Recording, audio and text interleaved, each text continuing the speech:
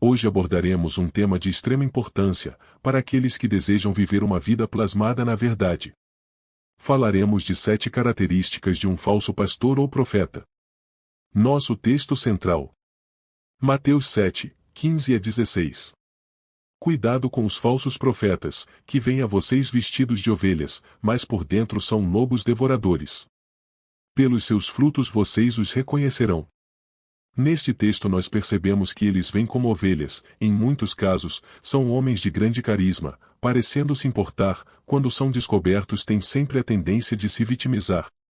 Mas por dentro são lobos devoradores, só para salientar que o lobo, quando encontra a presa, ele sempre vai ter muita paciência antes mesmo de atacá-la, e hoje em dia muitas ovelhas têm sofrido pelos ataques de homens e mulheres que aparentavam ter um grande carisma. Primeiro, relativização das Escrituras. Um falso profeta minimiza a autoridade das Escrituras. Para ele, a Bíblia não é a palavra de Deus, ainda que usa ela para atrair as pessoas, e pode ser questionada. E como você verá isto? Pela forma como ele teme e tem reverência pela palavra de Deus, e principalmente o que ele prega. No entanto, a verdadeira palavra de Deus é inerrante e deve ser nossa referência central. Isaías 8, 20. À lei e ao testemunho. Se eles não falarem segundo esta palavra, é porque não há luz neles. João 5, 39. Vós examinais criteriosamente as Escrituras, porque julgais ter nelas a vida eterna. Segundo. Palavra inquestionável. O falso profeta considera suas próprias palavras igualmente válidas às Escrituras. Suas profecias e revelações são colocadas em pé de igualdade com a palavra de Deus. Atualmente o nosso fundamento é dos profetas do Antigo Testamento e dos apóstolos. Todo e qualquer profeta que vier pode e deve ser questionado. Efésios 2, 20. Já não existirá um homem que servirá como mediador entre Deus e o homem para ser salvo. Jesus não está morto, ele está vivo intercedendo por nós diante do Pai. Romanos 8, 34. Mas temos visto muitos homens tentando ser mediador, e muitos deles só não são tão claros assim, mas indiretamente se procedem como se fossem mediadores do povo de Deus. Terceiro. Evangelho antropocêntrico. O falso profeta prega um evangelho centrado no homem, não na cruz de Cristo. Ele enfatiza o sucesso pessoal e a ausência de sofrimento. Jeremias 23, 16. Assim diz o Senhor dos Exércitos, e não escutem as palavras dos profetas que profetizam para vocês. Eles os conduzem ao vazio, ou falam visões de sua própria imaginação, não da boca do Senhor. São coisas de suas próprias cabeças ou revelações demoníacas. Tudo para atrair multidões. Todo mundo gostaria de ouvir que não vai passar por dificuldades nesta vida, e que vai correr tudo bem, mas isto não é verdade segundo escreveu João no capítulo 16, 1. Quarto. Foco no dinheiro. Um falso profeta está mais interessado em dinheiro do que em Cristo. Ele comercializa o Evangelho e vende bênçãos mediante ofertas extravagantes. Miqueias 3, 11. Os seus chefes dão as sentenças por suborno, e os seus sacerdotes ensinam por interesse, e os seus profetas adivinham por dinheiro, e ainda se encostam ao Senhor, dizendo: não está o Senhor no meio de nós? Nenhum mal nos sobrevirá. Tudo o que eles fazem tem de ter um benefício material por parte das pessoas que eles ajudam. O dinheiro e as ofertas são o foco dos seus ministérios.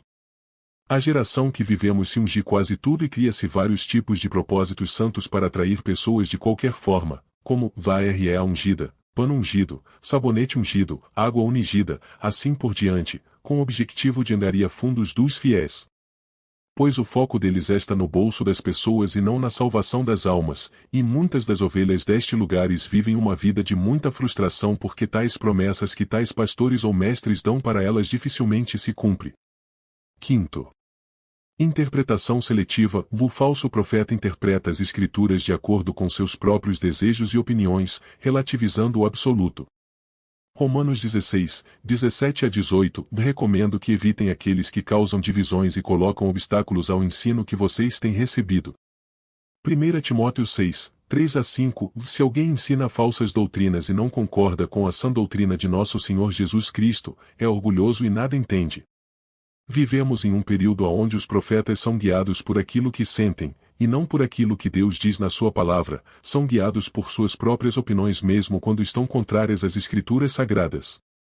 O objetivo deles é agradar as pessoas, ser o centro das atenções com suas ideias, tentar fazer alguma coisa nova, mesmo ferindo o princípio bíblico. Sexto.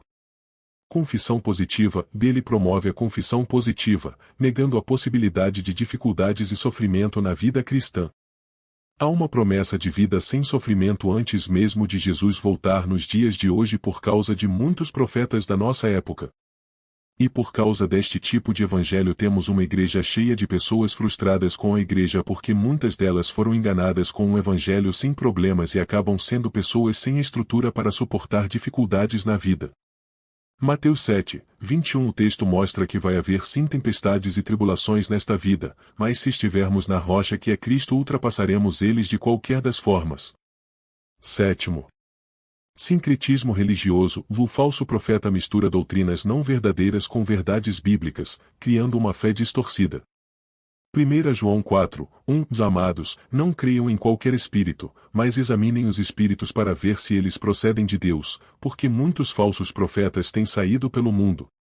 Hoje em dia, já não se examina o que o profeta diz, em muitas das nossas igrejas, tudo vale desde que seja o pastor ou o profeta a falar, mesmo que fira princípios bíblicos.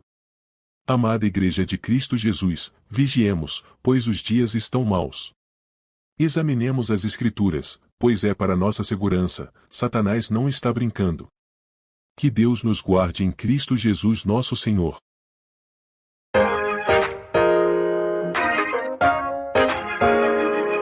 Canal Liberdade pela Verdade.